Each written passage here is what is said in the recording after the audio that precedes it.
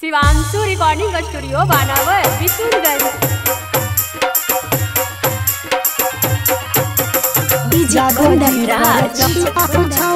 Murder वाला के सगे आगे अहिरा पर छौरी डावल डावल के सगे मिक्स बाय मनीष आर्या। आगे तोरा के की हम बताइयोगे छौरी, आगे तोरा के की हम बताइयोगे छौरी, लागल हो जिंदगी में ठेस गे आगे जादो जी पर चला हो छौरी मर्डर वाला के सगे आगे अहिरा पर चला हो छौरी डावल डावल के सगे थाना पर भारी नजर रखा है कभी से सगे आगे जादो जी पर चला हो छौरी मर्डर वाला के सगे आगे अहिरा पर चला हो छौरी डावल डावल के सगे मर्डर वाला के सगे आगे अहिरा पर चला हो छौरी डावल डावल के सगे। रतिया बिरतिया थान माया बहा कहू हमर घर पर चैन से न सुता ही कहियो भागल रहा हुआ हरवा पर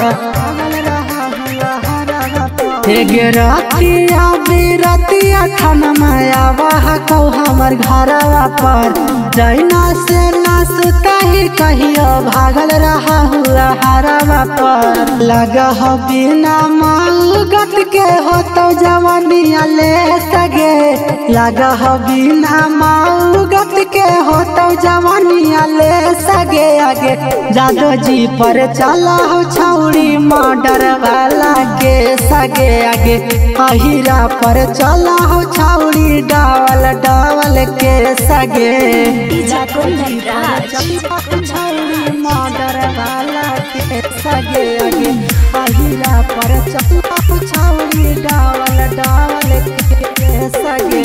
एक तो में ही न छौरी घर के ना घाट के दूजे में कहो बाबूजी देवो न जमीनिया बाट के कतो में ही न छौरी घर के ना घाट के दूजे में कहा बाबूजी देवो न जमीनिया बाट के मैटारी के मासूरिया के मनवा लगौ न तनी को बेसगे राइटर प्रिंसवा के मनवा लगौ न तनी को बेसगे आगे जादो जी पर चला हो छौरी मर्डर वाला के सगे आगे अहिरा पर चला हो छौरी डावल डावल के सगे। शिवांशु रिकॉर्डिंग स्टूडियो बानावर बिशुनगंज।